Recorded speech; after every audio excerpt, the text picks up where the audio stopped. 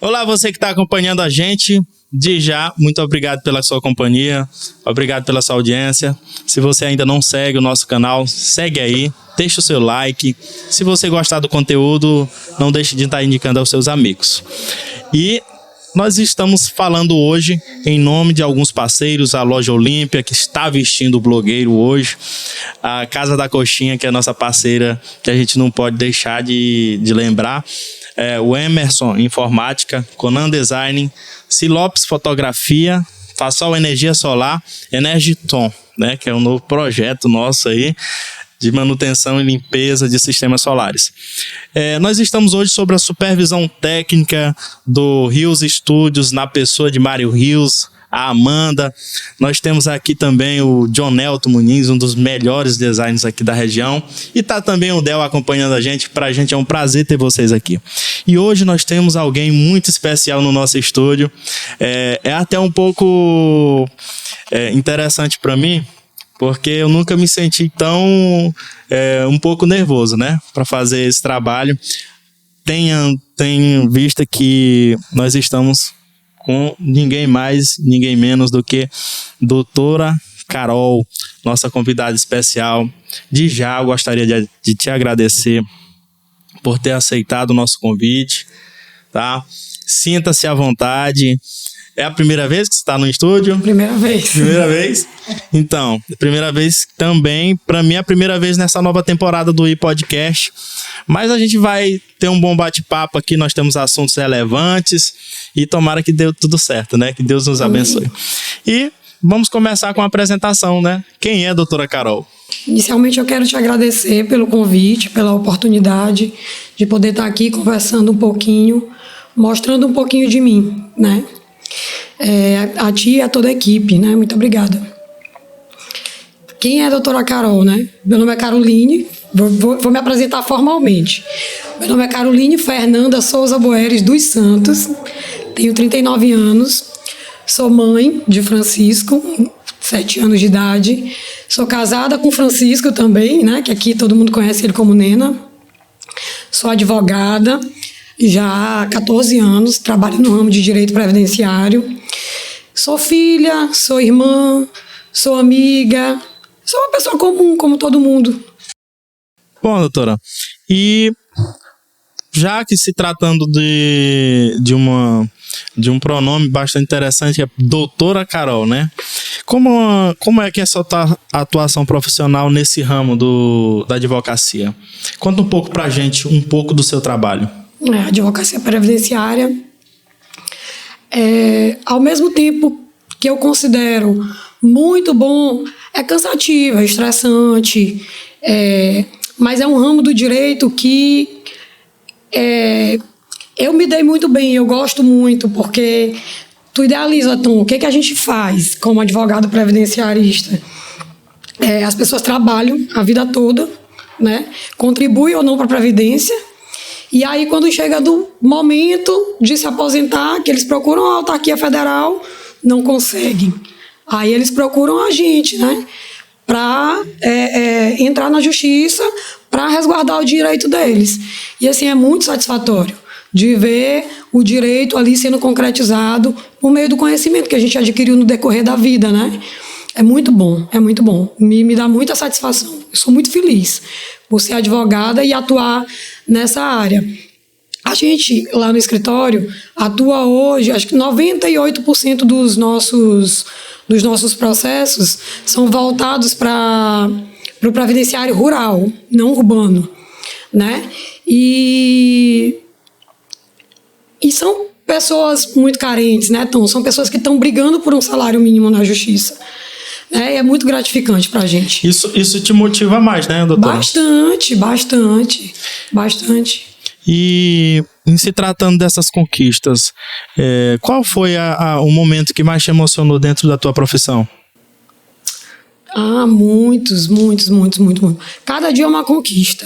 Se eu te disser do começo ao final, de quando eu comecei a advogar para hoje, assim, algumas coisas me marcaram. Eu me formei e inicialmente eu não comecei logo a advogar, eu estudava para concurso, eu queria ser delegada de Polícia Federal. Ei. E aí, eu já fiz a minha primeira atuação como advogada não foi no ramo do direito previdenciário, por incrível que pareça. Meu irmão já era previdenciarista e eu estudava, e uma atuação profissional muito profissional que eu me orgulho muito, que foi o primeiro processo que eu advoguei, foi para minha tia. Eu acho que eu já cheguei a... Com licença, só um pouquinho. Vou aproximar mais um pouquinho o microfone. Tá. Fique à vontade. E aí eu acho que eu já até comentei isso contigo, né? Em conversas informais.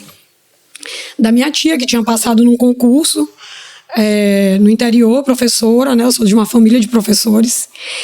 E ela já estava trabalhando há um tempo, e por uma questão política, tiraram ela, quando o novo prefeito assumiu, tiraram ela, e ela não podia retornar. E aí, nessa época, advogado na minha família só era meu irmão e eu. E meu irmão era o procurador-geral da cidade na época. Ele é concursado, e na época era o procurador-geral de lá, né? Foi convidado para ser. E aí foi o meu primeiro processo. Como foi? Como foi esse desenrolar? Foi bem complicado, porque meu irmão era procurador-geral. No interior, tu sabe que muito gira em torno de política. Uhum.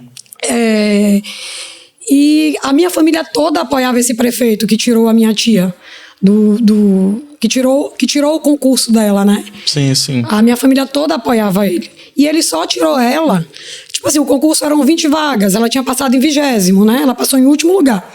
O prefeito anterior a ele, que a minha família era contra, deu posse a ela porque ela tinha direito líquido e certo de tomar posse. O prefeito, aí o prefeito que deu, aí ela já estava trabalhando 1 ano e meio, e aí o prefeito que deu posse para ela perdeu as eleições. Quando perde, tu sabe como é, né? Chamou todo mundo desse concurso, quem tinha passado entre as vagas e quem não tinha. O prefeito novo, quando assumiu, que era o que a gente apoiava, que era do lado, tirou todo mundo. Quem tinha e quem não tinha direito. Só que tinham as particularidades. E no caso dela, porque ela tinha passado entre o número de vagas e ela já estava trabalhando há 1 ano e meio. Ela e as outras pessoas que tinham passado na frente dela. Só que por que ele tirou todo mundo? Porque tinham 11 pessoas na frente dela que eram do lado do que tinha perdido a eleição, fazendo política com direito alheio. Sim. E aí, minha tia não tinha condições de pagar um advogado, entendeu? O advogado era meu irmão. Eu estudava para concurso. E meu pai sempre foi um apaixonado por política, sempre gostou muito de política, de conversar sobre política, mas nunca baixou a cabeça para ninguém. Ele sempre falou pra gente, ensinou a gente que os direitos da gente a gente não negocia e que a gente tem que colocar o conhecimento mesmo acima de tudo. E aí foi travada uma guerra lá, porque era meu irmão procurador-geral e eu advogada. Só pra constar, como é que se chamam seus irmãos hoje? Meu irmão mais velho é o Hugo. Sim. Hugo Fernando Souza Boeres. Lá em casa todo mundo é Fernando. Ele é advogado, nós somos sócios. O meu exemplo é um dos meus exemplos de homem, sabe? É aquela figura que eu olho, eu vejo meu pai nele. E a minha irmã, eu sou a filha do meio, e a minha irmã mais nova é a Priscila. Priscila Fernanda também Souza Boeres. Ela é médica. Também minha irmã, Ave Maria. É maravilhosa. Os dois, né? Quando eu digo para as pessoas que eu tenho muita sorte, eu não brinco que eu tenho muita sorte. Conversando assim... Eles são maravilhosos, meus irmãos. São 2 joias preciosas. Abrindo um parênteses aqui, eu lembro que quando eu conversei com você sobre família, eu senti assim algo de especial, algo de diferente, né? Que você não fala por falar. Eu sinto amor em cada pessoa que você fala relacionada à sua família. Isso vem de raiz, né? Vocês são uma família muito unida. Somos. A gente aprendeu a união, né, Tom? Assim, a gente, quando é criado, a gente vai observando as coisas. Meus pais, tanto meu pai quanto minha mãe, são de origem bem humilde, né? Do interior e prosperaram na vida trabalhando. Meu pai é faleceu em 2016. Minha mãe mora ainda em Bequimão, né? Que é a cidade que eles nasceram. Bequimão é Baixada Maranhense. É Baixada Maranhense, né? Fica próximo de Pinheiro. E é a cidade que eu morei durante 11 anos, né? E a gente vai aprendendo. Minha mãe a família da minha mãe, principalmente, a do meu pai também, mas principalmente a da minha mãe. A união é a base de absolutamente tudo. São muitos irmãos, meu pai tinha 11 irmãos, com ele 12, né? E minha mãe 10, com ela 11. E assim, ninguém faz nada sem conversar com ninguém antes. E a gente cresceu olhando isso, né? Claro, a gente tem, às vezes, os desentendimentos, que é normal, cada um pensa de um jeito. Família, né? Mas a minha base é a minha família. Sem dúvida. Doutora, na tua família todo mundo tem uma formação, né? Quase Começando pelos mundo. pais que foram professores, é isso? Não, meu pai, eu não sei se eu já te falei isso. Meu pai era analfabeto, Tom. Meu pai só sabia escrever o nome dele e ele não sabia nem fazer conta direito. Eles tinham comércio no interior e eles tinham 3 comércios no interior. Uma loja de material de construção, um supermercado, né, um secos e molhados e uma loja de roupa. E ele era quem ficava nos secos e molhados, minha mãe no material de construção, mas sempre tinha que ter alguém com ele, porque ele não sabia. Ele sabia escrever o nome dele, tinha pouca leitura, sabia fazer conta muito básica e conhecia dinheiro, né? Mas era um homem de uma sabedoria, Ave Maria, incomum. Meu pai, eu já convivi com muita gente, tecnicamente falando, mas meu pai, não é porque era meu pai, foi a pessoa mais inteligente que eu já conheci na minha vida. É porque tem pessoas que deixam valores, né, Com doutora? certeza. O que é mais importante hoje na família são os valores que um pai passa para os filhos, né? Os filhos, até biblicamente, os filhos seguem a base que são os pais, né? Então, provavelmente, pelo que eu ouço falar, com certeza você teve um bom pai, tem uma boa mãe, né? Minha mãe é um doce, Como é o não sei nome nem dela? explicar. O nome dela é Aliene. Mas Vamos mandar um alô pra dona Aliene aí? Olha pra aquela câmera ali, pode mandar um alô, fica à vontade. Mãe, tudo bom? O nome dela é Aliene, mas todo mundo chama ela de Lenoca. Poucas pessoas até sabem o nome dela, o apelido dela é Lenoca. Minha mãe é um doce, é a pessoa mais apaziguadora que eu já conheci na minha vida. É a pessoa mais do bem, agregadora, que ama a família, adora cozinhar, cozinha super bem.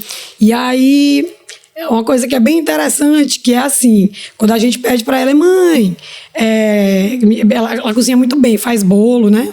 Tudo muito gostoso. Mãe, faz um bolo. Aí ela, tá. Quando tu chega na casa dela que tu vê, tem 10 bolos lá, porque ela não sabe fazer um. Ela tem que fazer e mandar para todo mundo. Para a família, para os amigos. E a casa dos meus pais, lá de Bequimão, é a casa do aconchego da família. É a casa onde tanto a minha família materna quanto a família paterna se reúne, entendeu? É aquela casa onde todo mundo é bem recebido, onde a agregação familiar acontece com muita frequência, sabe? E eu cresci em torno disso. E hoje você leva, né, para a família. Hoje você já tem sua família. Só uma pergunta de 2 que eu iria fazer. Ainda no campo profissional, você trabalha há quantos anos aí na advocacia? Na advocacia, 14 anos. 14 anos. Mas eu já fiz... Assim, eu desde que eu comecei a fazer direito, eu trabalho, né? Eu fui estagiária do escritório de advocacia. Meu primeiro estágio foi no escritório Zé Antônio Almeida, né? Que é um advogado muito competente, muito correto, muito justo. Aprendi muita coisa com ele. Aí depois do Zé Antônio Almeida, eu fui estagiária do jurídico do Banco do Brasil durante 2 anos e meio. Aprendi muito também, advogados muito experientes, competentes, sempre trabalhando, né, para ganhar meu dinheirinho, para poder fazer as coisas que eu queria, né? E aí depois me formei, trabalhei no Ministério Público Estadual, fui servidora do Ministério Público Estadual lá em São Luís. Estudei para concurso e aí depois resolvi advogar. Aí fui assessora jurídica de 2 câmaras municipais também. E aí depois, meu irmão, já no ramo do direito previdenciário, eu relutava um pouquinho, né? Porque eu queria fazer concurso. A advocacia não é fácil para mulher, é difícil, né? É verdade. A itinerância na advocacia, ela é necessária. Tu tem que sair do lugar que tu tá para fazer as coisas. Aí a gente quer casar, quer ter filho, quer fazer o que toda mulher... E às vezes gosta, para conseguir conciliar tudo isso, né? Difícil, Nem todo mundo consegue, né? É difícil. Então, você se desdobra em várias funções. Mãe, né? Esposa e também profissional. Dona de casa. É o que é mais difícil de tudo. Se tu perguntar para mim, Carol, o que que tu considera a maior dificuldade da tua vida? É isso, é fazer o malabarismo. Porque assim, não adianta...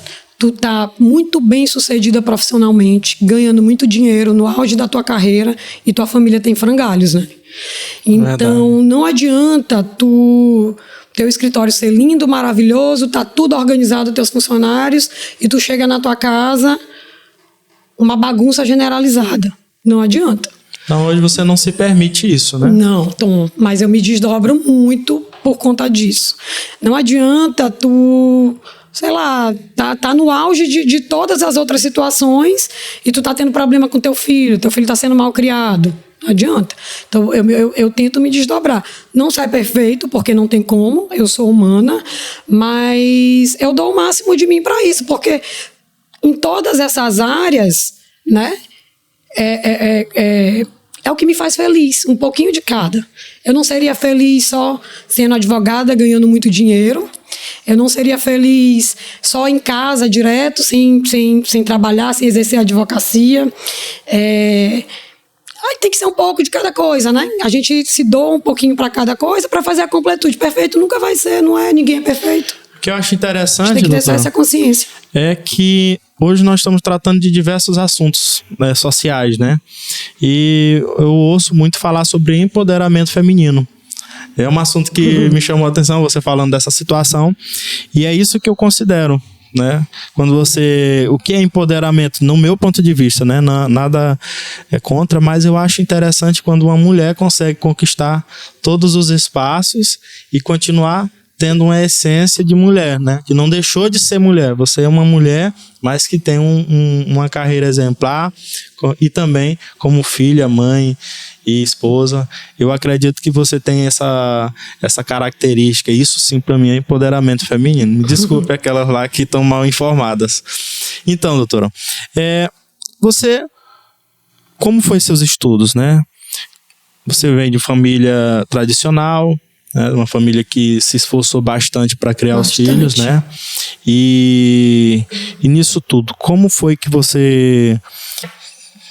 esse teu aprendizado escolar?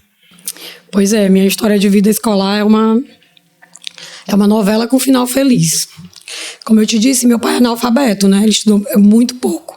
Sempre que eu falo nisso, eu até me emociono. Peço até desculpa para vocês, mas é porque todo mundo que conhece a nossa história de vida sabe. Meu pai tinha pouco estudo, estudou muito pouco. Mas ele não queria que a gente ficasse como ele. Ele sofreu muito, porque a família dele era muito pobre, ele veio de uma família muito grande. Tinha que fazer tijolo com os irmãos dele numa olaria que o pai dele tinha para poder vender. E teve uma infância muito sofrida e não queria que a gente passasse pelas mesmas coisas que ele passou. E sempre incentivou a gente muito a estudar. Muito, muito, muito, muito, muito. Os primeiros anos da minha vida escolar foram lá em Bequimão, na nossa cidade, né? Cidade dos meus pais. E aí, meu irmão teve um problema de saúde. Meu irmão, quando era pequeno, tinha muito problema de garganta. E aí ficava mal, curava, tomava antibiótico, aí não curava direito. E ele acabou adquirindo uma doença que hoje chama febre reumática. Mas naquele tempo, pouco se sabia dessa doença, né? E aí ele passou um tempo em São Luís, tipo uns 6 meses, 7 meses, fazendo tratamento, internado numa clínica com a minha mãe. E chegou-se à conclusão que ele ia precisar ficar fazendo tratamento sempre, então seria melhor ele já ir para São Luís estudar. A gente iria, mas não tão cedo. E meus pais resolveram que a gente iria junto, que iria eu e ele. Minha irmã era menor, ficaria lá. Mas lá no interior, eu sempre fui boa aluna, assim, modéstia à parte. Eu sempre me destaquei na escola. Isso, assim, sempre foi o maior orgulho dos meus pais, principalmente do meu pai, né? Tanto lá no interior, quanto quando fui para São Luís também, para uma escola com um grau de dificuldade bem maior. Eu nunca tive dificuldade na escola, sempre tive compromisso com as minhas coisas, sempre tive responsabilidade. E assim, eu sempre soube o que eu queria, né? E meu pai sempre falava pra gente, eu coloquei isso na cabeça da gente, que pessoas como nós, que tinham poucas possibilidades, só conseguiriam crescer na vida estudando e trabalhando. Entendeu? Então não tinha opção. Ou eu trabalhava no comércio, né? E não tenho nada contra, mas eu via a dificuldade dos meus pais. Então era uma vida muito corrida, era o dia todo no comércio. Minha mãe e meu pai passavam o dia todo no comércio, e te falei que minha mãe era professora, né? Do estado, até aposentada hoje. Minha mãe chegava em casa 6 horas da tarde, depois que fechava os comércios com meu pai, ajeitava ali pra gente uma comida rapidinho. As meninas que trabalhavam lá em casa estudavam à noite e minha mãe voava para ir pro colégio para trabalhar. Então eu via uma vida muito sacrificada, entendeu? E eu pensava, rapaz, acho que eu quero uma vida mais cansada. E meu pai dizia, se vocês querem uma vida mais cansada, vocês têm que estudar. Vocês têm que estudar, vocês têm que estudar. E aí eu sempre fui boa aluna. Aí estudei lá na minha cidade, em escola pública, os primeiros anos, que não tinha escola particular, né? E depois fui para São Luís com meu irmão por conta dessa situação de doença dele. E aí lá a gente estudou numa escola particular. Na época meu pai não mediu esforços, sabe? Assim, era bem sacrifício, era um sacrifício grande que ele fazia para pagar a nossa escola, para nos manter em São Luís, para manter o nosso apartamento, a nossa casa lá em São Luís, para pagar os nossos cursos. E aí ele colocou a gente na escola. Não mediu esforço, colocou na melhor escola da cidade na época. A gente estudou numa escola muito boa. E sempre fui, né? Sempre com isso na cabeça. O que é interessante, doutora, que mesmo com as dificuldades que eles tinham, eles conseguiram manter vocês, né? Porque manter filhos em capital hoje não é para qualquer um, não é fácil. Né? Não é para qualquer um que eu falo, porque as pessoas acham que é muito esforço para fazer um investimento que vai servir para o futuro, né? Hoje você é o que é, graças aos pais que teve, graças à força de vontade, mas acima de tudo, não foi fácil, né? Não é fácil. Eu devo, claro, em primeiro lugar a Deus e depois aos meus pais, tudo que eu sou. Meus pais abriam mão de tudo. E Beckman é uma cidade pequena. Viver do comércio lá não tem um movimento comercial que tem aqui, por exemplo, né? Que a movimentação de pessoas é bem maior. Eles abriram mão de tudo da vida deles, por nossa causa. Pra gente ter uma educação de qualidade, sabe? E nunca mediram esforços. Só que assim, a gente sempre viveu com muito equilíbrio. Se eu chegar pra ti e te disser assim, Tom, como eu já escuto muitas histórias, meu marido mesmo, quando morou em São Luís, né, sempre conta pra mim as coisas que ele passou, muito mais dificuldade do que eu, né? Se eu te disser assim, claro, era muito diferente do que é hoje, mas nunca faltou o dinheiro da gente lanchar na escola, sabe? A gente nunca ficou sem o dinheiro do transporte para ir, mas isso era a nossa prioridade. A gente ganhava a nossa mesada semanal, que meu pai mandava para cada um, para mim, para o meu irmão e depois para minha irmã, e a gente sabia que o dinheiro que a gente ia ter para passar a semana para lanchar na escola, para lanchar quando saía, era aquele. Se a gente gastasse, a gente ficava sem, entendeu? E meus pais sempre, como é que eu posso te dizer, deram responsabilidade para a gente. Eu sou administradora de casa, digamos assim, desde os meus 12 anos, porque no primeiro ano que a gente morava com nossas tias, né? Porque a gente era muito pequeno.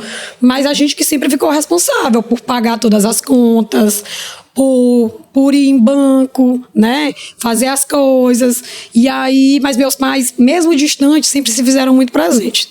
Meu pai ligava pra gente 6 horas da manhã, para saber se a gente já estava acordado para tomar banho para ir para a escola. 1 hora da tarde, quando a gente já tinha chegado da escola para saber o que a gente estava almoçando. Aí a gente fazia inglês, fazia curso, né? Curso de redação à tarde, ele ligava. E na época da faculdade já, aí quando era de noite, tipo 9 horas, 8 e pouca, 9 horas, ele já ligava para saber se estava todo mundo em casa, já pronto para dormir para outro dia. Todo santo dia ele ligava. E engraçado que isso foi durante nossa vida toda. É interessante que eu já acompanhei você algumas vezes ligando pro Francisco, né? Ligo. À noite, que geralmente no final de expediente, sempre do mesmo ligou. jeito.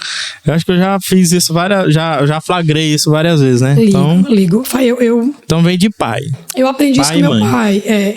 E aí eu queria te falar que até na época da faculdade, quando a gente já estava adulto, né? Ele ligava pra gente de manhã cedo, antes da gente ir pro estágio. Meu irmão fazia um estágio, eu fazia outro. Aí a gente passava o dia todo, né? Eu voltava pra casa pra almoçar, meu irmão não voltava. Fazia faculdade à noite. E aí, de noite, a gente chegava já mais tarde, 11h30. Todo dia ele ligava. E aí, já chegaram? Como foi a aula hoje?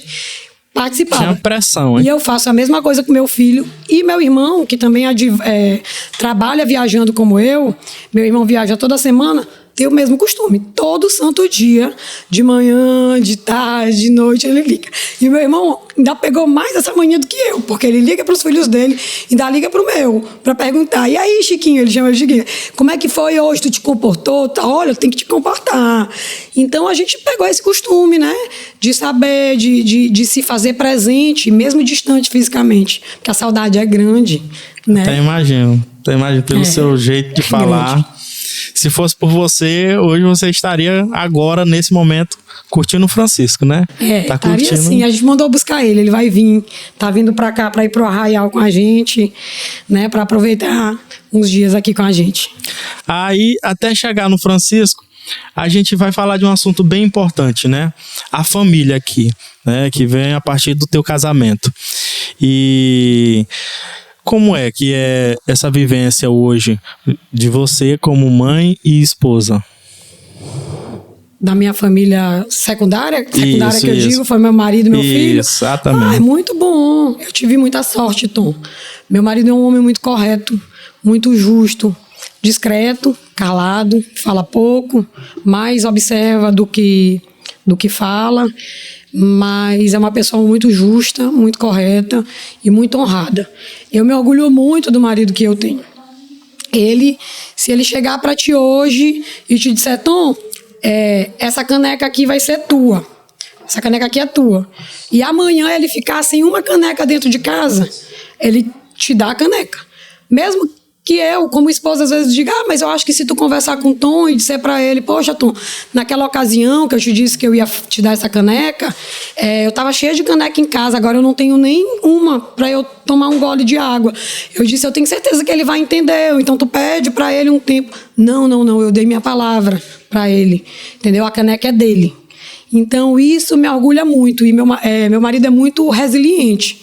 Não sei se tu soubestes que ano passado a gente passou por uma dificuldade muito grande, que ele teve um problema de saúde sério. Sim. Mundo caiu, né? Depois que ele ficou curado. Porque enquanto ele estava doente, eu estava lá. Não, vamos, vai dar certo. Tu vais ver, tu vai ficar bom. E daqui a pouco tudo volta ao normal, porque a gente tem que ir, né? Tem que ir. Conversando e tudo. Mas depois que ele ficou bom, que parece que a ficha caiu, eu, né, até adquiri uma doença autoimune. Mas, enfim, é muito boa a minha convivência com meu marido. Meu filho, eu sou suspeita para falar, porque meu filho é o amor da minha vida, né? Francisco é tudo na minha vida, entendeu? Meu filho é inteligente, é engraçado, é espirituoso, é carinhoso, é responsável. Eu sou suspeita para falar, sou mãe, né? E hoje ele é um exemplo, ele tem te dado um grande exemplo, né? A gente tem ouvido as histórias do Francisco, ele mesmo uma criança, na idade que tem, ele já tem uma essência de homem de valor, né? Isso. E como é que é os estudos do Francisco? Como é que vocês se desdobram para dar essa assistência? Porque não é só entregar para a escola e deixar que tudo aconteça, né? Não. Tem que estar no pé, tem que estar cobrando. Como é que é? O Francisco, ele já adquiriu essa parte da responsabilidade que vem de berço? Assim, tudo é um exemplo, né? Como eu te disse, hoje eu sigo os passos do meu pai, dos meus pais, né? Como mãe. E Francisco, ele tem uma vida escolar bem corrida, bem atarefada. Eu invisto bastante na educação dele, estudo numa escola boa, de qualidade, faz cursos, faz esporte, e ele tem uma rotina assim bem cronometrada. Faz professora particular em casa, faz Kumon desde os 3 anos de idade, e eu sou rígida. Eu sou legal, mas eu sou rígida, entendeu? Eu brinco, eu participo, eu converso, eu entendo, eu cheiro, eu beijo, eu abraço, eu aperto, mas eu cobro. O que eu não abro mão é do estudo. E ele tem uma rotina muito acertada. Isso já desde pequeno. Francisco entrou na escola, ele não tinha nem 2 anos de idade ainda, né? Ele entrou na escola com 1 aninho e pouco. Então, lá em casa nós acordamos às 15:45 da manhã, 6h20. Estamos saindo de casa para levar ele para a escola. Ele chega na escola 10:07, antes de 7 horas, o horário é até 7h30, mas sempre chega cedo. Chega 10:07, sai meio-dia, aí vai para casa, chega em casa acho que meio-dia e pouca, aí almoça, 2 horas já tem professora particular em casa, que fica 1 hora com ele. Dia de terça e quinta, às 3h30, não, às 4 horas, ele tem Kumon, né? Interessante sobre o Kumon. Para quem não entende o que é o Kumon ainda, né? É um método de ensino japonês, né? E se você se aprofundar mais nesse conhecimento, você vai ver que a disciplina nesse tipo de conceito é muito, muito grande, né? E tem como explicar melhor sobre isso? Porque eu ainda tô meio... Sobre o quê? Sobre o Kumon? Sim, como é que é? Não, é um método de aprendizagem de repetição. Eu coloquei Francisco no Kumon. O método Kumon é muito diferente do método utilizado na escola dele. A escola dele é uma escola moderna, que ensina as crianças sobre tecnologia, sobre o mundo, né? Sobre como é o mundo hoje, né? Mas o Kumon tem uma coisa que me atrai muito, que é a disciplina. Porque hoje os tempos estão muito líquidos, né? Os jovens hoje, as crianças, começam a praticar uma atividade hoje, 2 dias depois, eu já não gostei. E o Kumon não, é aquele método de repetição, de aprendizagem de repetição. Vai, mesmo que você goste. Ele não gostava no começo. Mamãe chorava, quando ele era menorzinho, por que todo dia eu tenho que contar maçã? Porque tinha as maçãs. Eu não sei, mas tu tem que contar, porque tem aí, não sei. Mamãe, mas na minha escola, eu gosto da minha escola, mas não gosto de mamãe. Não, mas tem que ir. E hoje, como ele já sabe que ele não tem escolha, ele pega o Kumon, em 5 minutos ele faz tudinho. Mamãe, já terminei aqui o Kumon. Porque ele sabe que ele não tem escolha, né? E aí eu coloquei ele mais no Kumon. Não foi que eu achasse que meu filho não ia aprender. Claro, meu filho ia aprender português, matemática, aprender tudo, né? Mas o Kumon foi pela disciplina, entendeu? Pelo método da disciplina. Para ele poder começar e terminar uma coisa, e aí depois que ele terminar, ele dizer gostei, não gostei, não é bom, e não largar as coisas no meio do caminho, entendeu? Certo. E você... ainda voltado à família, como é que é a tua relação com sogra, cunhados aqui? Como é que é essa parceria de vocês? Começou desde o namoro, né? Desde o namoro. Pois minha relação é muito boa com a minha família, minha segunda família, né? Tenho a minha primeira família, a minha segunda família é a família do meu marido. Como eu estava te falando do meu marido, né? Das características dele. Ele vem também de uma família muito humilde. O pai dele morreu, ele tinha 5 anos de idade, do meu marido. Minha sogra ficou viúva, com os 9 filhos para criar. Santa Luzia toda sabe da história de vida deles, né? Uma mulher muito forte, Tom, que é um dos meus exemplos de vida, é minha sogra. É uma das pessoas, eu sempre falo pro meu marido, se eu puder representar pro meu filho o que minha sogra representa para os filhos dela, se eu puder representar a metade, eu já estou, assim, muito satisfeita. Minha sogra é uma mulher muito digna, muito trabalhadeira, muito honrada, muito correta com as coisas dela. e que ama incondicionalmente os filhos dela. O amor dela são os filhos dela. Ama os filhos dela, é uma sogra maravilhosa, me tem como filha, né? Sempre me tratou muito bem. E meus cunhados são irmãos para mim, todos, sabe? Cada um, como em toda a família, com suas qualidades, com seus defeitos, mas que são pessoas maravilhosas. Eu te disse no começo, vou te dizer agora e no final vou te dizer de novo. Eu tenho muita sorte. Eu tenho muita sorte de Deus ter colocado sempre pessoas muito boas na minha vida. Os meus cunhados, cada um tem a sua particularidade, né? Cada um tem suas qualidades, cada um tem seus defeitos, assim como eu, assim como tu. Mas, no geral, são pessoas muito boas, são pessoas muito humildes, são pessoas muito prestativas, são pessoas muito corretas, são pessoas cumpridoras de palavra. No dia de hoje, isso vale muito. Vale, verdade. Tu dizer uma coisa e cumprir, sabe? Enfim, eu sou muito feliz de ter casado com meu marido e de ser da família dele. Minhas cunhadas também são maravilhosas, são pessoas maravilhosas. A irmã mais velha do meu marido é como se fosse uma segunda mãe para ele, uma segunda sogra para mim. São todas maravilhosas. Eu sou muito feliz, sou muito sortuda. A gente vai dar uma pausa aqui, doutora, porque essa conversa aqui, ela tá muito legal e a gente vai dar uma pausadinha aqui para tomar uma água, interagir com os bastidores e a gente volta em alguns segundos. Fasol, energia solar, mais energia, mais economia. A Fasol é uma equipe tão maravilhosa, desculpe te interromper. Aproveita, entre em contato com o pessoal da Fasol e pronto, está resolvida a sua vida.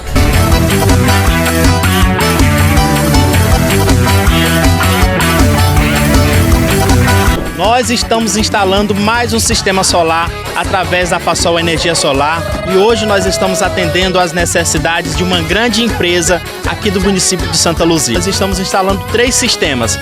Papelaria Acadêmicos, do Castelo, do Dr. Osés, através do Dr. Marcelo, que deu a confiança pra gente, comprou o sistema na nossa mão. E na WP Bebidas, muito obrigado ao senhor Ciro e Dona Maria do Socorro. E nós estamos aqui para facilitar. E vem para Fasol Energia Solar, porque aqui é mais energia e muito mais economia.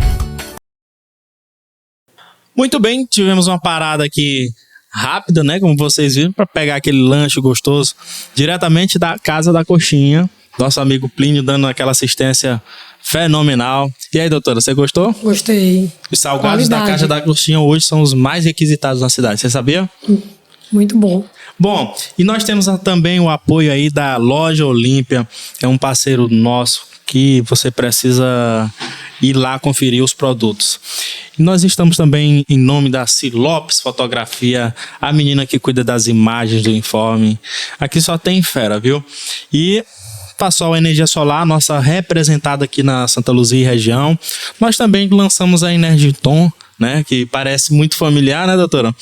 Essa empresa ela cuida de limpeza e manutenção de sistema solar e a gente vai cuidar para que seu investimento solar tenha mais vida útil, né? É importante que quando você comprar o sistema solar, você tenha a responsabilidade de procurar o seu vendedor de quanto em quanto tempo você deve fazer a manutenção, porque é através da manutenção que você garante a vida útil do sistema, né? Se você não cuidar, é igual um carro. Se você não fizer a manutenção no tempo certo, ele vai ter menos vida útil.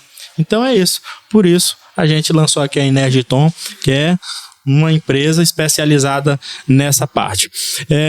Agradecer aqui ao Conan Design, ao Emerson Informática que está com a gente, ele que cuida dos nossos computadores aqui, tá aquela assistência.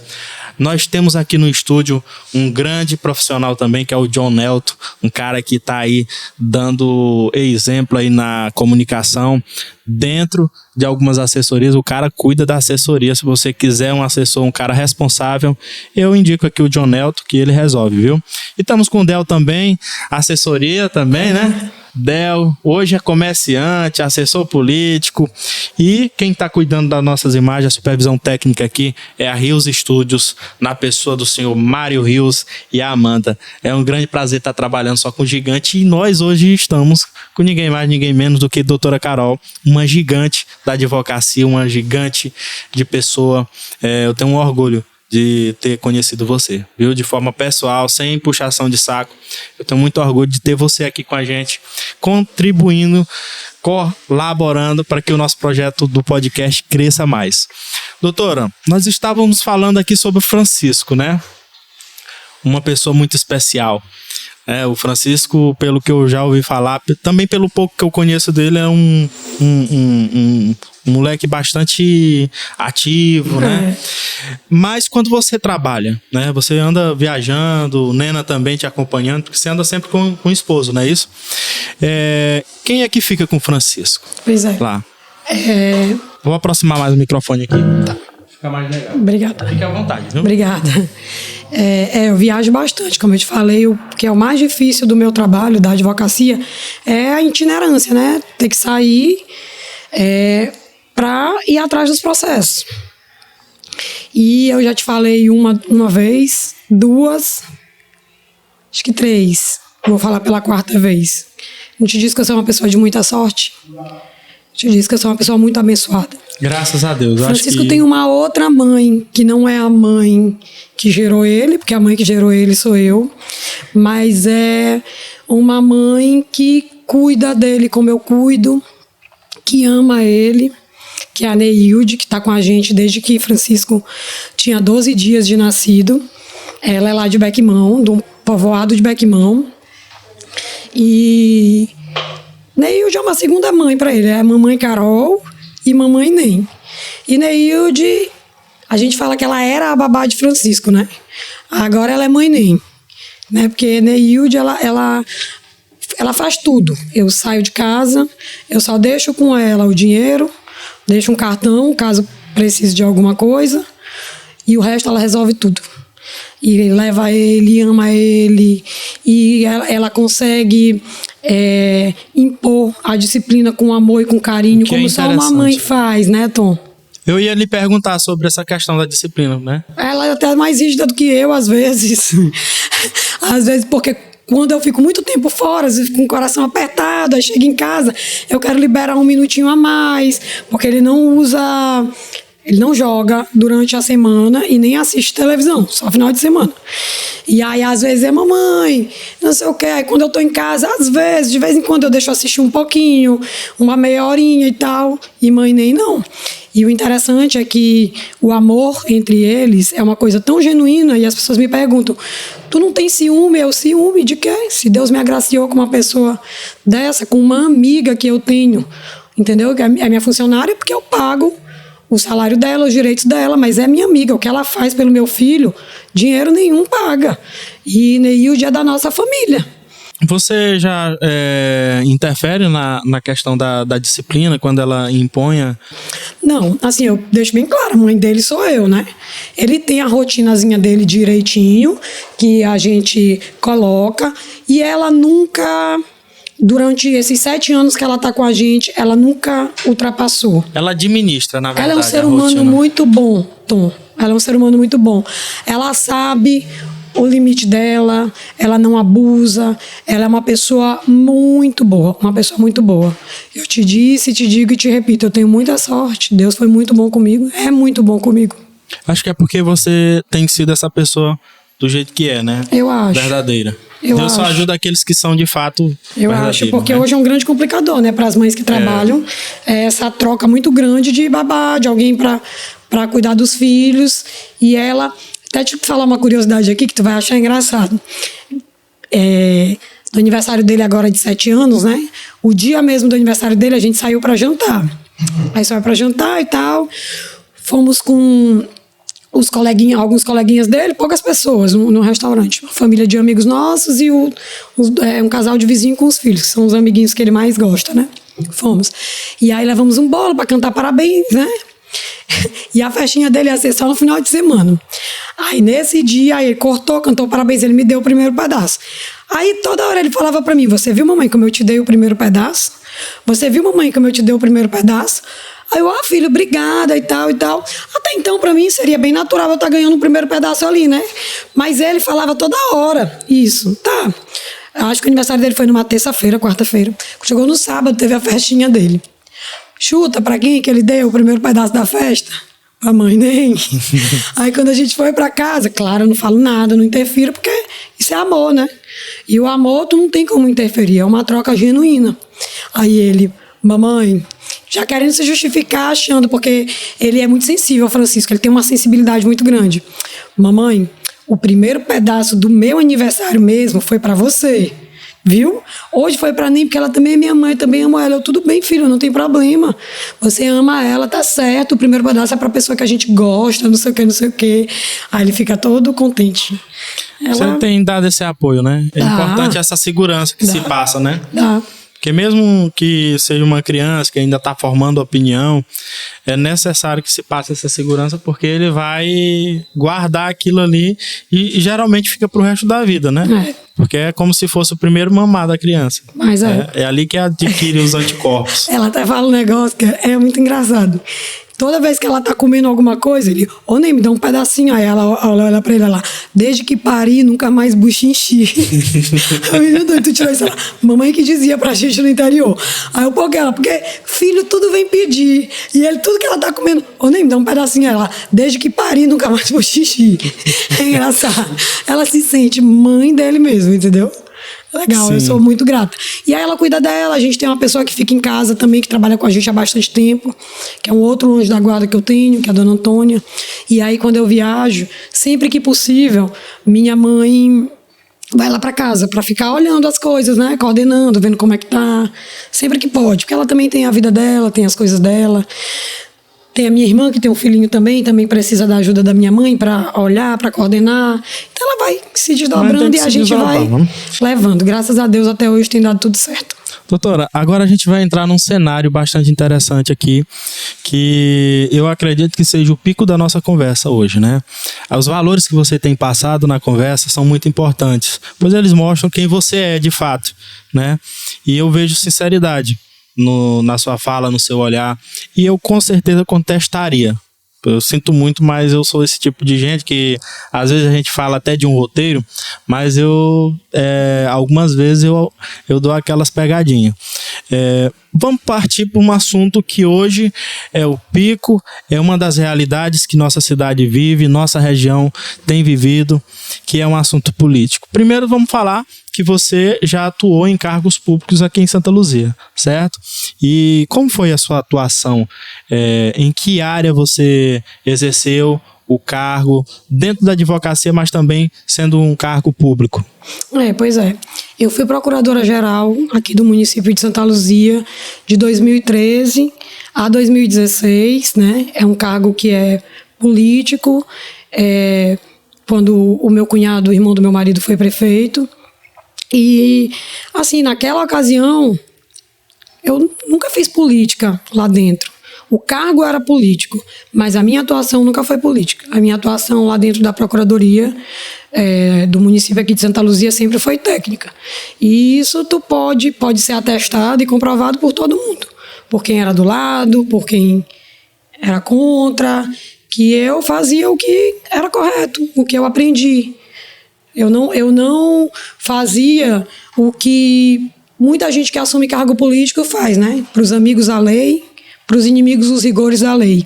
Ou então, para os amigos não existe lei e para os inimigos os rigores. Não, eu sempre mantive a minha atuação de forma bem técnica, bem discreta. Chegava no meu serviço, fazia o que eu tinha que fazer, trabalhava. Claro, sabia que eu tinha um superior, né? Que meu cargo, o cargo que eu ocupei era equiparado ao cargo de secretário, e sabia o local que eu ocupava, tinha liberdade para trabalhar, né? Para exercer a advocacia da forma que eu aprendi, de forma correta, de forma justa, de forma imparcial, e eu considero que foi uma atuação muito boa. A minha atuação como procuradora aqui do município. A gente fez algumas ações, algumas coisas bem legais, mas eu acho que o principal mesmo foi isso. Mesmo sendo um cargo político, lá dentro nunca foi feito política, enquanto eu estive lá. Até porque tem um ditado que diz que você colhe o que planta, né? E dentro de um cargo público, às vezes você se vai descer demais gera consequências que você pode não gostar, né, no futuro. Assim, doutora. Assim, a vaidade, para quem ocupa cargo público, no meu pensar, no meu entender, é uma tolice muito grande, porque é transitório, Tom. Quando a pessoa entra, já tem o dia que ela vai sair. E pode ser prolongado por mais um período, mas vai chegar o dia que ela vai sair. A gente tem que ter sempre na nossa mente, e isso é uma questão, no meu entender, mais espiritual do que política, de que tudo tem seu tempo. Tudo tem o dia de começar e o dia de terminar. Às vezes termina até antes, né, doutora? E que os ciclos se iniciam e se terminam. E a gente tem que ter isso muito bem na nossa cabeça. Tanto faz ser para a política, ser para o direito. Tudo um dia acaba. Ninguém fica para sempre, nada dura para sempre. Os ciclos se encerram. Então, assim, vaidade nesse sentido, numa situação transitória dessa, com data marcada do fim da transitoriedade, no meu entender, é mais uma questão espiritual mesmo do que uma questão, sei lá, política, sabe? E dentro desse cargo, né, da Procuradoria-Geral do Município, quais foram os pontos conquistados, né? Os pontos positivos, quais foram as dificuldades que você enfrentou ali? Dificuldades a gente sempre tem, porque a advocacia tem, né? E a administração. E a maior dificuldade era em razão do cargo ser político, né? Que às vezes as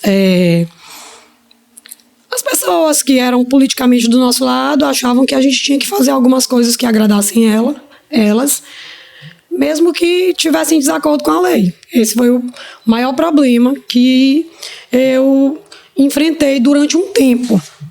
Porque eu acho que logo depois as pessoas começaram a se acostumar. Tipo a história do Comando Francisco que eu te disse, que não tinha opção, tinha que fazer, que não ia... Era a questão da disciplina, né? Pois é. A questão de tipo assim, não, não sou eu que vou te dar direito ou que vou te tirar. Eu não tenho o poder de fazer isso. Quem te dá o direito é a lei. Quem tira o teu direito é a lei também, não sou eu. Eu só estou aqui para fazer a aplicação dela. Então, a partir do momento que as pessoas começaram a entender isso e eu comecei a mostrar para as pessoas que era isso, os meus problemas diminuíram consideravelmente. Eu considero que foi uma passagem tranquila, entendeu? E a gente teve muito ponto positivo na época que a gente assumiu a Procuradoria-Geral daqui. Nunca perdemos um prazo do município. O município nunca ficou desassistido, em momento nenhum. Na época, intentamos ações importantes, acompanhamos, né? Uma das ações que eu considero muito importante, que eu até sempre comento, foi um sonho que eu sonhei antes até dos professores, como eu te disse, vim de uma família de professores, que foi a ação que vai dar origem ao precatório, por conta da diferença do dinheiro da educação, né? Que não veio. Na época, fizemos a licitação de um escritório de advocacia e eu fiquei muito feliz porque o escritório que ganhou a licitação, advogado competentíssimo, acho que não é nem do Maranhão, o cara acompanhou o processo de 2013 a 2016. Em 2016, o precatório já estava formado e é uma coisa que eu me orgulho muito. Eu até brincava com meu marido. Olha, quando em 2016, quando os professores receberem, tu vai bombar de vender gasolina, vender combustível, porque o dinheiro que vai sair aí, cada professor vai ganhar um dinheirão. Aí ele ficava sorrindo. E me orgulho muito. Aí entramos também com a ação para requisitar judicialmente uma diferença de imposto que o Estado não passou para o município, uma quantia vultuosa também, entendeu? Acho que na época, não sei hoje. Essa daí ficou tramitando, mas já tínhamos ganhado, acho que na base,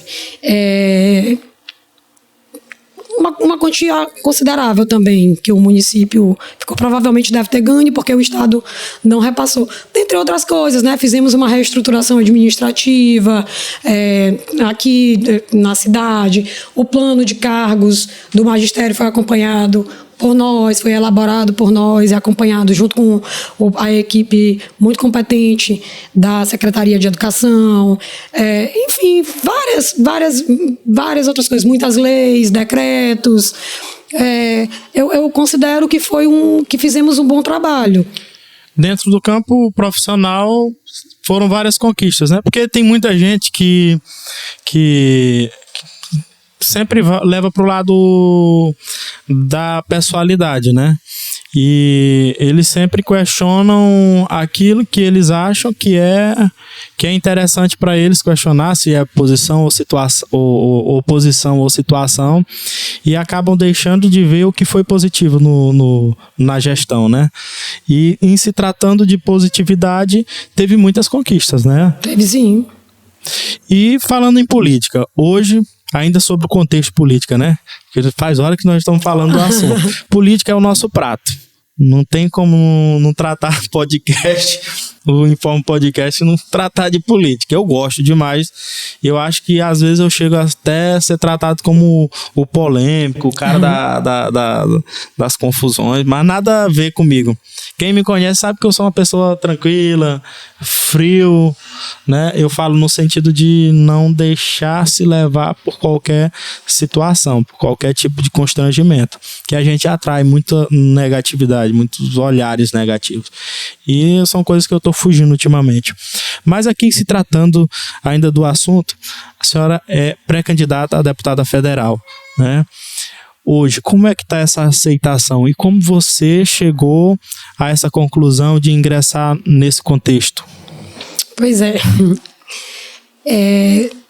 Se eu te disser que a política fez parte dos meus sonhos desde a minha infância, eu não vou estar sendo verdadeira contigo. Eu não vou estar falando a verdade para ti. E eu acho que todo e qualquer diálogo tem que começar mesmo com a verdade. A política nunca foi um projeto pessoal de poder para mim. Nunca, nos primórdios da minha vida, representa um sonho, digamos assim. Como eu te falei, eu sempre sonhei em estudar. Desde criança já sabia que eu queria ser advogada, falava que eu queria ser advogada. Foi na faculdade de delegada da Polícia Federal. E aí a política foi aparecendo na minha vida. Foi aparecendo quando eu advoguei para as câmaras municipais, que eu já te falei anteriormente. Quando fui procuradora-geral daqui, né? O meu cunhado, como todo mundo sabe, foi prefeito daqui 2 vezes. E assim, em casa a gente vivia a política, né? E eu, até quando eu fui procuradora daqui, não passava a política pela minha cabeça. Contudo, a minha atuação aqui como procuradora, né, de forma muito imparcial, me fez criar um leque de amizades muito grandes aqui em Santa Luzia, de apoiadores e não apoiadores do meu cunhado. Hoje eu tenho grandes amigas, senhoras idosas que historicamente não eram do lado dele, entendeu? Mas que, em razão da minha atuação imparcial na Procuradoria, fizemos um laço de amizade muito grande. Enfim. E os anos se passaram, acabou o serviço na Procuradoria, eu fiquei com esses laços aqui. E os amigos sempre dizendo para mim: Carol, eu acho que tu dá para política, porque eu gosto muito de conversar, de falar, de conversar. E eu acho que é importante tu entrar. E eu não conseguia me enxergar ainda, né? Nessa posição ali na frente, né? Porque até então... E aí o tempo foi passando e a gente vai olhando as coisas e vai analisando. E... No final do ano passado, eu tive um convite para sair como candidata.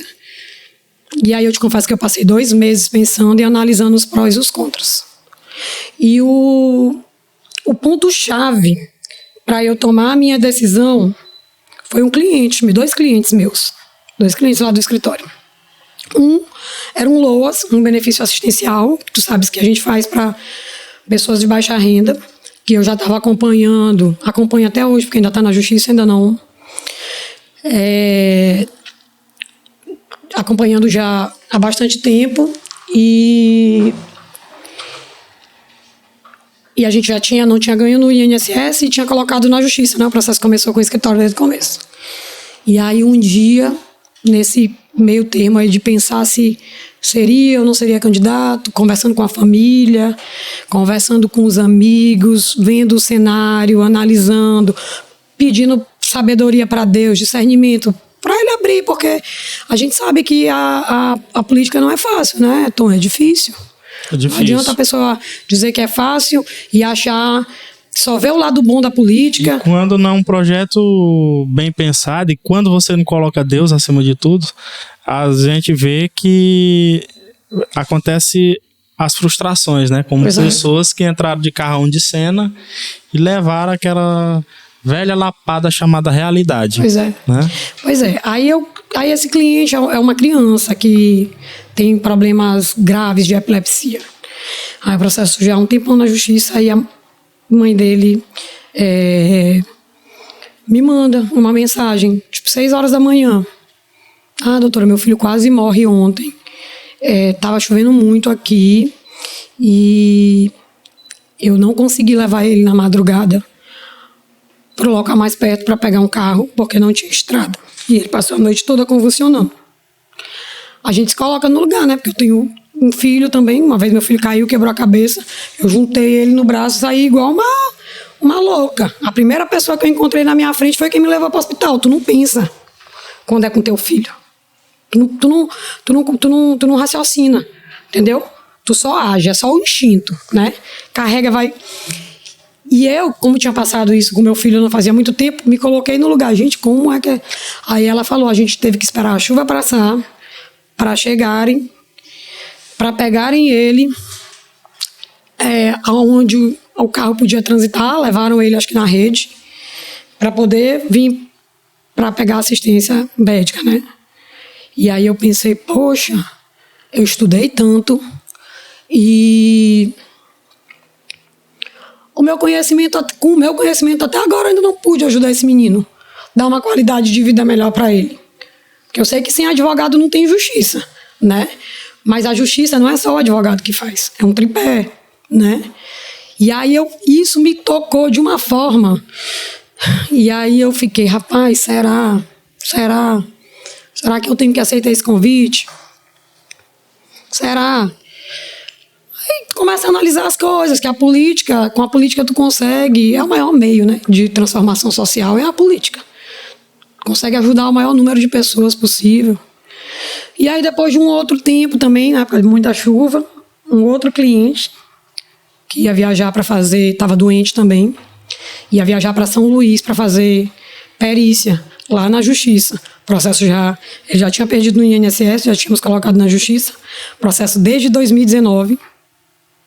Desde 2019 o processo, por causa do Covid e tal, demorando. Foi marcada acho que foi a perícia, a audiência dele, acho que foi a audiência. Acho que já feita a perícia.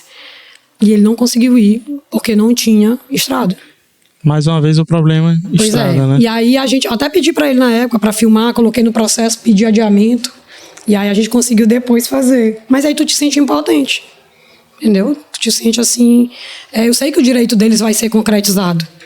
Tanto do cliente, da criança, quanto o do senhor. Mas tu te sente impotente de naquela hora tu não poder fazer nada, tu vai fazer o quê? É como se você tivesse um avião e não sabe pilotar, né? Você tem todo o conhecimento, tem toda uma base, tem todas as informações necessárias para se fazer uma boa gestão, mas no final não está onde deveria estar. Pois é. E aí foi isso. Aí, diante disso, aí eu conversei com todo mundo, com a minha mãe, com a minha família, com os amigos aqui em Santa Luzia, com o grupo. E aí eu percebi que foi bem aceito. E aí eu disse, rapaz, vai ser mais um desafio. Vambora. Entendeu? O que é interessante aí, doutora, quando se tratou da questão do assédio, né? Porque eu sei que muita gente lhe procurou, não só dentro do campo político, mas também pessoas comuns, né? Que viram esperança em você. Você tem uma coisa que você aprendeu de criança e também no ensinamento que adquiriu através da escola, né? Que é a questão da educação, da polidez, de tratar as pessoas com sinceridade, de pegar na mão de uma pessoa e passar segurança, né? Nós vivemos dias hoje que as pessoas elas precisam de esperança, nem que seja um aperto de mão. E você passou essa energia. O que é importante nesse contexto é que não se trata de política partidária, né, em si, porque você precisa estar inserida para chegar onde deve chegar, mas a segurança, a esperança que você passa no apertar de mão. E por isso eu tenho certeza que muita gente te procurou e disse: essa daqui tem cara de que vai ser diferente, de que vai fazer a diferença. Você se considera essa pessoa diferente? Eu me considero uma pessoa comum, uma pessoa normal, como todo mundo.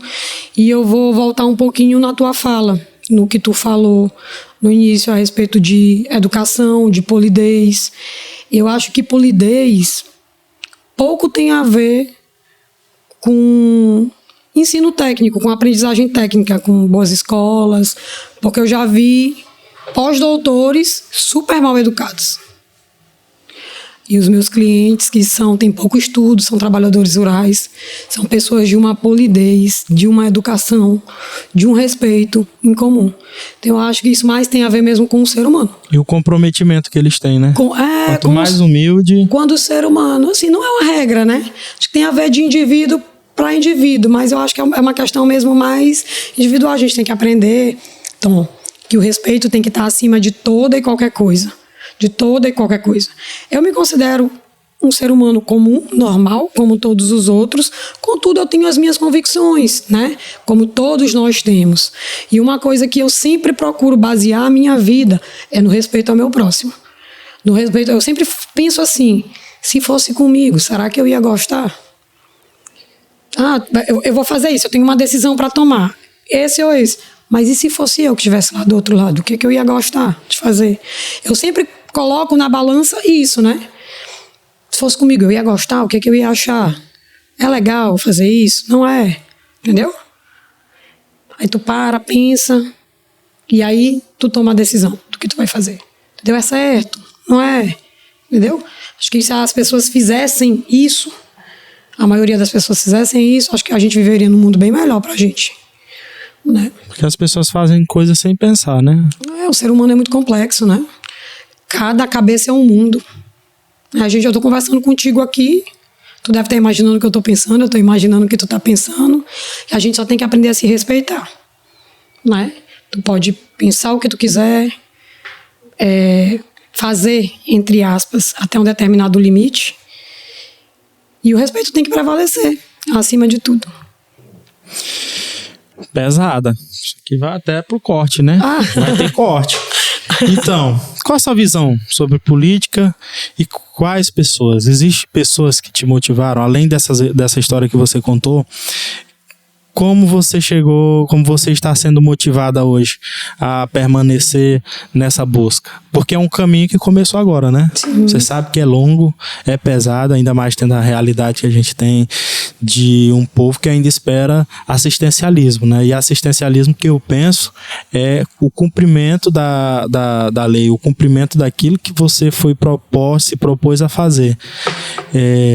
Qual a sua visão em relação a isso? E essas pessoas que te motivam mais? Hoje, tem pessoas perto de você que tá te motivando? Tem bastante. Muita gente. A política é uma carta de duas faces, né, Tom? De um lado vem a lei e as regras que têm que ser cumpridas. Do outro lado vem as pessoas, né? Então, às vezes, quando o pessoal fala de assistencialismo, porque a lei não manda fazer isso, não sei o que, não sei o que, não sei o que. Mas aí tu olha para o lado, as pessoas estão numa situação complicada, entendeu? E só quem está numa situação complicada, de fome, né? Então aí não é só a lei, não é como tu advogar. Entendeu? Tem a questão humana. A política é o pensar nas pessoas, né? É tu cumprir a lei pensando nas pessoas, no bem-estar das pessoas. Para mim, isso que é a política. Não tem como você ser, como é que eu posso te falar? Ser ferro e fogo, digamos assim. Traçar uma linha, isso aqui é, isso aqui não é. Não é assim. Não é assim. A gente tem que ter humanidade no coração da gente. Respeitar as pessoas, respeitar as leis, porque ninguém está acima das leis. Mas a gente também tem que ter humanidade com os nossos semelhantes, né? Porque, afinal de contas, nós somos só mais um nesse mundo de meu Deus. E o que te faz querer ser diferente? Ser um político diferente? O bem-estar das pessoas. Eu acho que a vida foi tão boa comigo, Deus foi tão bom comigo. Eu tinha tão pouco, Ele me agraciou com tanto, sabia?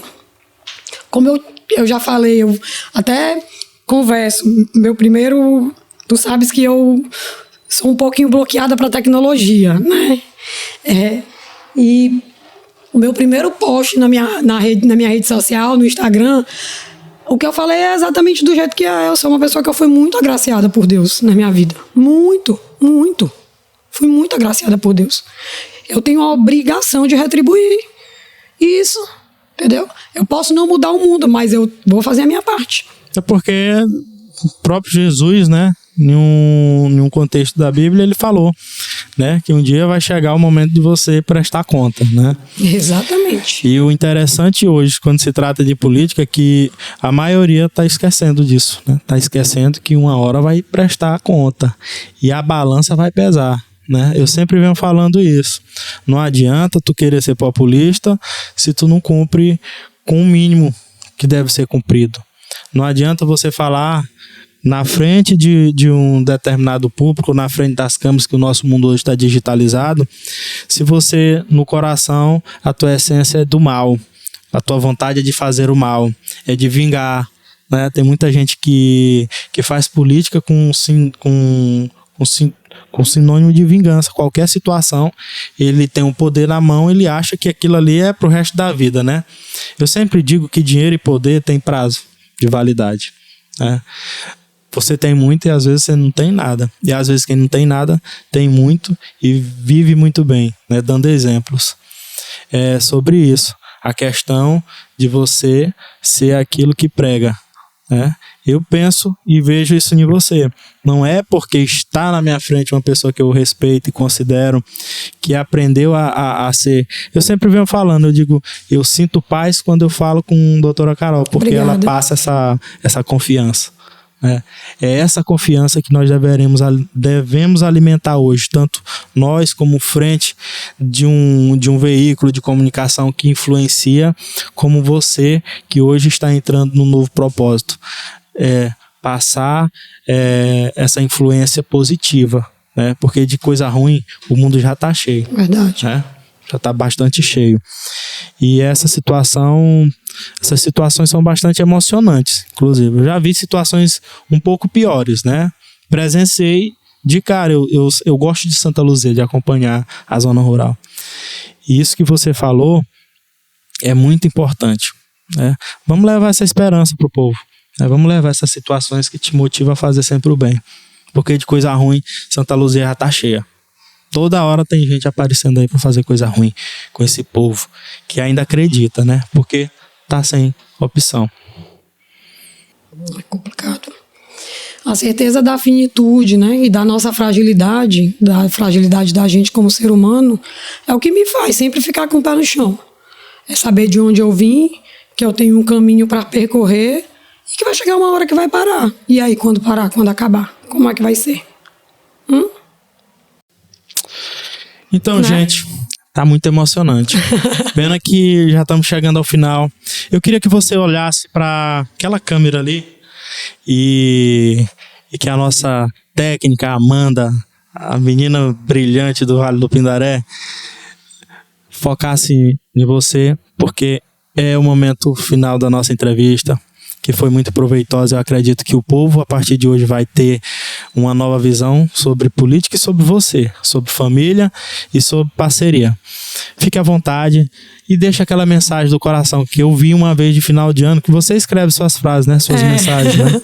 Não tem assessoria, não tem maquiagem. Eu gosto de escrever as minhas coisas pessoais, quando é foto com a minha família, comigo, eu gosto de escrever. Eu faço. Você tem até um jargão já.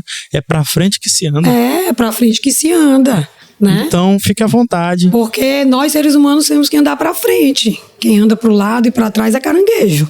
A gente tem que estar sempre caminhando na nossa trajetória de vida, né? De criança, cresce, fica adulto e a gente vai indo sempre pra onde? Pra frente, a gente não volta, né?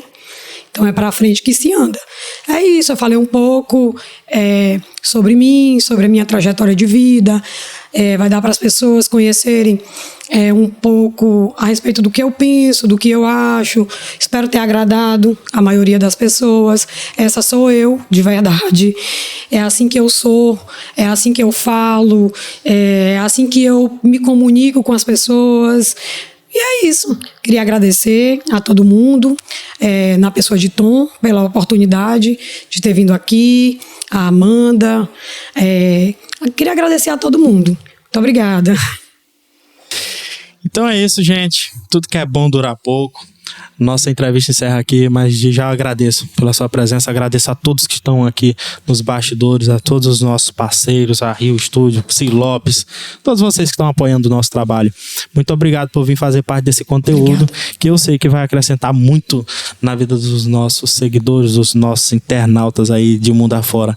E obrigado você, que Deus abençoe a sua casa, que abençoe a sua vida. Amém. E sonhe assim como a gente. Todos nós temos um sonho. Basta você correr. Que a diferença do que conquista e do que tá só no projeto é o levantar e sair do comodismo. Porque deitado ninguém consegue nada. Verdade. Então é isso, gente. Valeu.